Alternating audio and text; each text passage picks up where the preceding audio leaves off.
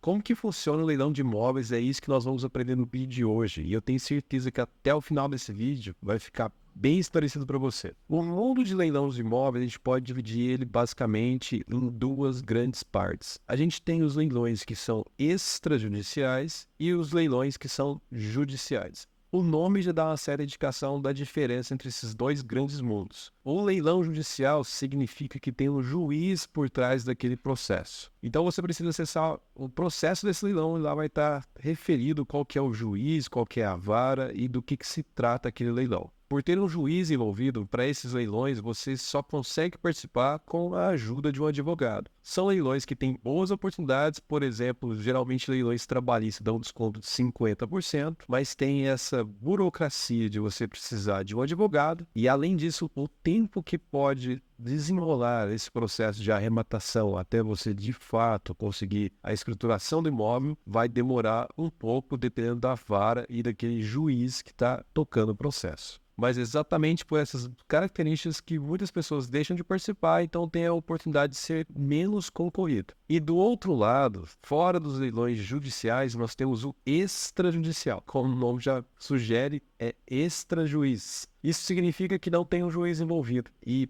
100% desses leilões praticamente são leilões de dívidas de alienação fiduciária. Isso não é bonito, né? E o que significa alienação fiduciária? É quando você precisa comprar um imóvel e não tem todo aquele dinheiro para pagar à vista, e aí você recorre a um financiamento, geralmente a um banco, você vai dar uma entrada e parcelar o restante da dívida ali. E exatamente esse empréstimo a gente chama de alienação fiduciária. E aqui tem até uma curiosidade interessante que quando você assiste os filmes americanos, geralmente se fala de hipoteca de casas. E qual que é a grande diferença da hipoteca para a alienação fiduciária? Na hipoteca, a propriedade direta e indireta fica no nome do proprietário. E o que isso significa? Quando você foi lá pegar aquele empréstimo com o banco, você assinou o contrato ali, você tem a posse direta. Isso significa que você vai morar no imóvel. E a posse indireta quer dizer que o imóvel está no seu nome. Então, quando você faz uma hipoteca, você mora no imóvel e o imóvel está no seu nome. Na alienação fiduciária tem uma pequena diferença.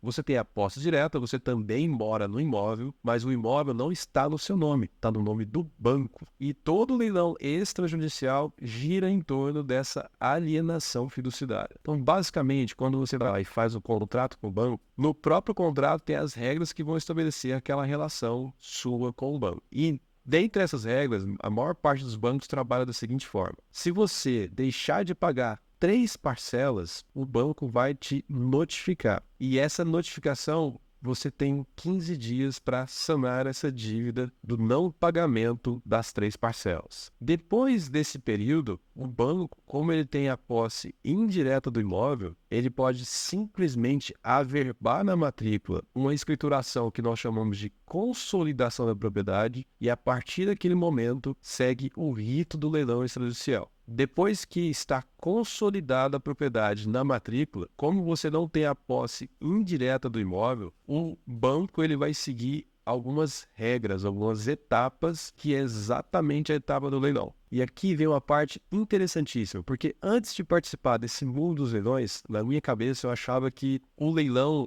podia acontecer de qualquer forma. Tinha alguém por trás ali que determinava aqueles preços e às vezes você via os leilões com 40%, 50% de desconto. Então, assim, é algo que chama bastante atenção. E aí que está a parte interessante dos leilões extrajudiciais. Existe uma lei, e é importante você inclusive anotar e depois dar uma pesquisada nela, a Lei 9.514. Ela determina todas as regras de um leilão. E para esse vídeo não ficar muito extenso, eu vou comentar como que funciona a primeira praça e a segunda praça desse leilão. Depois a gente pode gravar um vídeo falando exclusivamente dessa lei para que o vídeo não fique tão extenso. Então, o primeiro leilão, geralmente a gente pode chamar de leilão, primeira praça, primeira astra, todo o mesmo significado. Mas o valor do primeiro leilão é exatamente o valor daquele contrato que foi assinado da alienação fiduciária. Quando você assina esse contrato, além de ter essa regra de não pagamento de 3 prestações, vai consolidar a propriedade, vai ter também qual que vai ser a regra de atualização financeira do valor que foi financiado. Quando você vai pegar um empréstimo para comprar um imóvel, o banco ele vai lá e faz uma avaliação daquele imóvel. Esse imóvel vale, por exemplo, R$ 200.000. E aí ele vai te fazer o empréstimo com base nesse valor. Ele já fez uma avaliação desse imóvel. Então, o primeiro leilão é basicamente pegar esse valor da avaliação e atualizar por algum índice de correção financeira, seja ele IPCA, IGPM ou INPC. São todos nomes complexos, mas são índices de atualização. Então, vai pegar esse valor e atualizar. Essa é a primeira praça. A segunda praça não é um valor aleatório. É basicamente pegar o valor da dívida restante, mais todas as despesas envolvidas nesse processo de leilão, e esse vai ser o valor da segunda praça. Então, vamos pegar um exemplo aqui, só para ficar um pouco mais didático. Se a gente pegar um imóvel de R$ 200.000, e ele tinha um financiamento ali de 10 anos. Depois de 5 anos, a pessoa